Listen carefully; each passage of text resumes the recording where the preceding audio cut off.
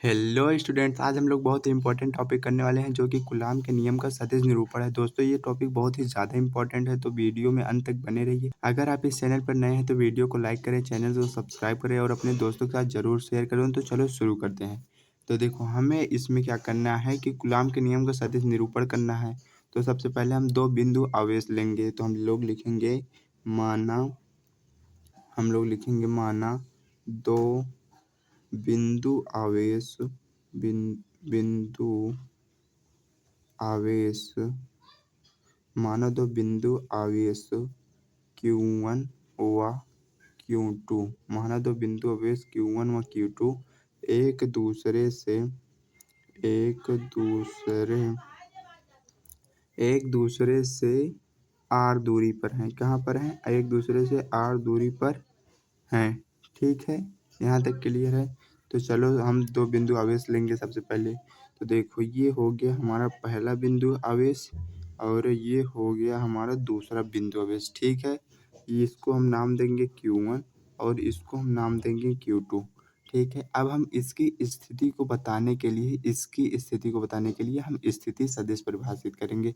तो देखो, Q1 की स्थिति को बताने के लिए हम R1 वेक्टर का यूज करेंगे और Q2 की स्थिति बताने के लिए हम R2 वेक्टर का यूज करेंगे। ठीक है, तो ये क्या कर रहा है? इसकी स्थिति बता रहा है, तो इसी बात को हम यहाँ पर लिख देंगे। ठीक है, तो हम लोग लिखेंगे चित्रानुसार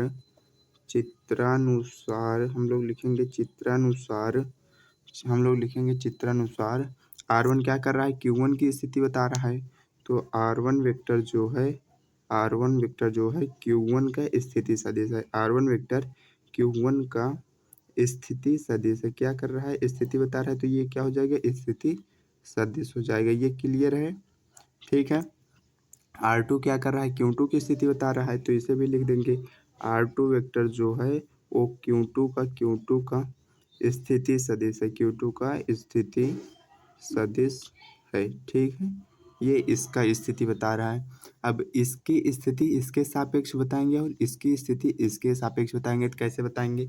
देखो, इसकी स्थिति इसके सापेक्ष बताने के लिए हम एक वेक्टर बनाएंगे। ये इसकी स्थिति इसके सापेक्ष बताएगा, जो कि होगा R12 वेक्टर हो जाएगा। और इसकी स्थिति इसके सापेक्ष बताने के लिए हम R21 वेक्टर परिभाषित करेंगे। क्लियर है? देखो, ये Q1 की स्थिति Q2 के सापेक्ष बता रहा है, इसलिए R12, और ये Q2 की स्थिति Q1 के सापेक्ष बता रहा है, इसलिए R21 हो जाएगा। ठीक है, तो इसे भी हम लिख देंगे। तो देखो, R12 क्या कर रहा है? आवेश Q1 का स्थिति सदिश Q1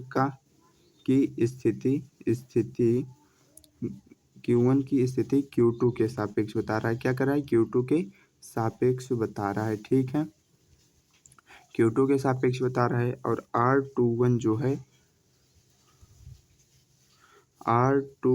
है ये क्या कर रहा है? Q2 की स्थिति Q1 के सापेक्ष बता रहा है। तो आवेश Q2 की स्थिति की स्थिति Q1 के सापेक्ष। ठीक है, यहाँ तक क्लियर है आप लोगों को? तो चलो देखो, अब ये हो गया। अब हम इस दिशा को बताने के लिए हम एक दिशा बताने वाला एक वेक्टर काम में लेंगे, जो कि है कैप वाला वेक्टर। देखो, एकांक सदिश हम बनाएंगे। देखो, इस दिशा Q1 से Q2 की ओर की दिशा को हम R21 कैप बोलेंगे और इस दिशा को Q2 से Q1 की ओर दिशा को हम R12 कैप बोलेंगे। देखो, ये R12 कैप इसकी दिशा बता रहा है, R21 इस दिशा को बता रहा है। ठीक है, ये इस दिशा को बता रहा है, ये इस दिशा को बता रहा है, तो इसे भी हम लोग लिख लेंगे। तो देखो, ये हो जाएगा R12 कैप। R12 क्या कर रहा है? R12 कैप क्या कर रहा है? R12 कैप क्या कर रहा है? इसकी R12 कैप R12 वेक्टर की दिशा में एकांक सदिश है, तो हम लिखेंगे R12 कैप R12 वेक्टर की दिशा में एकांक सदिश है। क्या है? एकांक सदिश है। एकांक सदिश का क्या काम होता है? जो कि दिशा को बताता है, केवल दिशा को बताता है। ठीक है, और देखो, R21 वेक्टर क्या कर रहा है? R21 R21 वेक्टर क्या कर रहा है, R21 वेक्टर की दिशा में R21 कैप क्या कर रहा है, R21 वेक्टर की दिशा में क्या है, एकांक सदिश है। क्या है, एकांक सदिश है, एकांक सदिश है। ठीक है, क्लियर है, बहुत ही इजी है यार ये सब। देखो ये क्या कर रहा है, इसकी, ये क्या कर रहा है, इसकी दिशा बता रहा है, ये क्या कर रहा है, इसकी दिशा बता रहा है। ठीक है, यहाँ तक क्लियर है। अब देखो मान लो ये दोनों पॉजिटिव आवेश हैं, तो ये इस पर किस दिशा में बल लगाएगा, अपने से दूर भगाएगा, तो ये इस पर इस दिशा में बल लगाएगा और ये इस पर इस दिशा में बल लगाएगा। समझ में आ रहा है। देखो ये दोनों मान लो पॉजिटिव हैं, तो पॉजिटिव पॉजिटिव में प्रतिकर्षण होता है, तो ये इसको दूर भगाएगा, तो इधर आएगा, ये इधर लगाएगा। अब देखो ये बल जो है F2 पर लग रहा है F1 के कारण, तो F21 बल हो जाएगा। और ये F जो है F1 पर लग रहा है 2 के कारण, यानी कि Q1 पर लग रहा है Q2 कारण, तो Q1 2 हो जाएगा। ठीक है, क्लियर है। देखो अब इस दिशा को ये बताएगा, इस दिशा को ये बताएगा, इसीलिए हमने एकांक सदिश परिभाषित किया था। ठीक है, तो चलो देखो इसे भी लिख लेंगे हम। F12 बल क्या है, आवेश, आवेश Q1 पर Q2 के कारण बल, Q1 पर Q2 के कारण बल। ठीक है, और आवेश F21 क्या है, आवेश, आवेश Q2 पर Q1 के कारण बल, Q1 के कारण बल। यहाँ तक आप लोगों को क्लियर है। ठीक है, हमने सब कुछ अब परिभाषित कर लिया, अब हम थोड़ा सा बचा है बस डेरिवेशन। देखो अब हम लोग लिखेंगे कूलाम के नियम से, हम क्या लिखेंगे, कूलाम के नियम से, कूलाम के नियम से। कूलाम का नियम क्या होता है, F बराबर होता है K Q1 Q2 अपान R स्क्वायर। ठीक है, तो हम यहाँ पर इस बल की बात कर रहे हैं, पहले हम F12 बताएंगे। ठीक है, तो F12 हो जाएगा K Q1 Q2 अपान R स्क्वायर। हम यहाँ पर F12 की बात करेंगे। ठीक है, अब F12 की दिशा क्या है, F12 की दिशा R12 कैप बता रहा है, तो हम इसे R12 कैप इसकी दिशा भी बता देंगे। ठीक है, यहाँ तक क्लियर है आप लोगों को, ये वेक्टर होगा। ठीक है, तो देखो ये क्लियर है। अब देखो मैं आप लोगों को एक बात बताना चाहता हूँ कि देखो अगर आपको किसी का भी एकांक सदिश चाहिए, जैसे मान लो R12 का आपको कैप चाहिए, तो क्या करना होता है, R12 का जो वेक्टर होता है उसको R12 वेक्टर के मॉड से डिवाइड करना होता है। ठीक है, तो इसका वैल्यू, इसकी वैल्यू क्या है, देखो हमने शुरू में बोला था कि R दूरी पर है, एक दूसरे से R दूरी पर है, यानी कि R12 दूरी है, यानी कि ये क्या होगा, ये देखो R12 मोड को हम R लिख सकते हैं। ठीक है, क्योंकि ये दूरी है एक दूसरे के मध्य।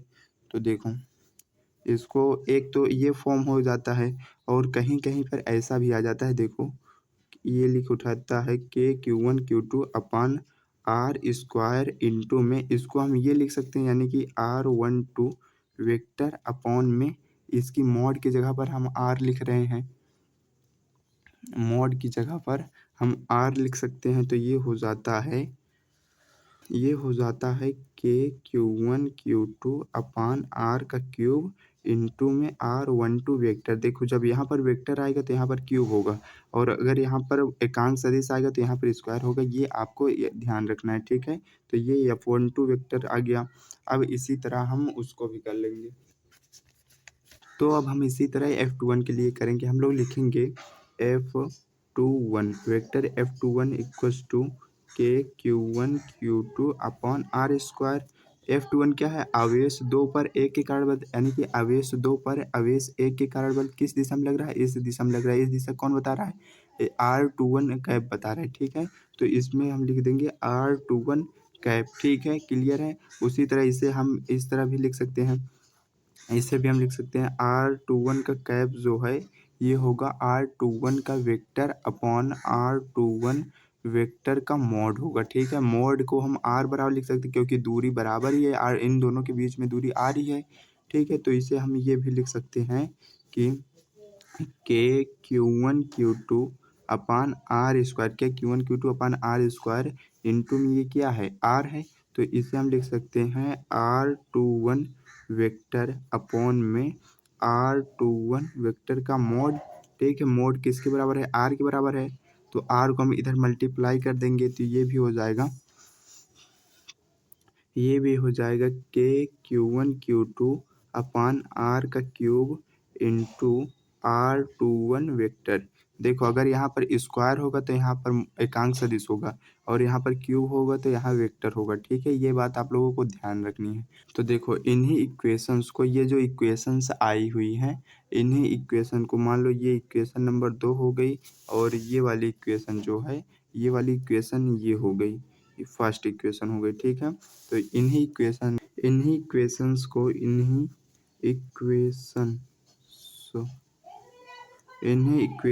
को कूलाम के नियम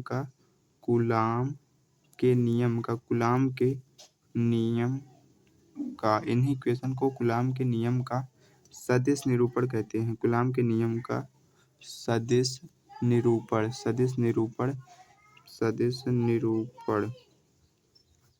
कहा जाता है। ठीक है, क्लियर है? अगर आपको कहीं भी डाउट हो तो आप कमेंट सेक्शन में पूछ सकते हैं। अदरवाइज वीडियो को लाइक करें, चैनल को सब्सक्राइब करें और दोस्तों के साथ जरूर शेयर करें। मिलते हैं नेक्स्ट वीडियो में। Thank you.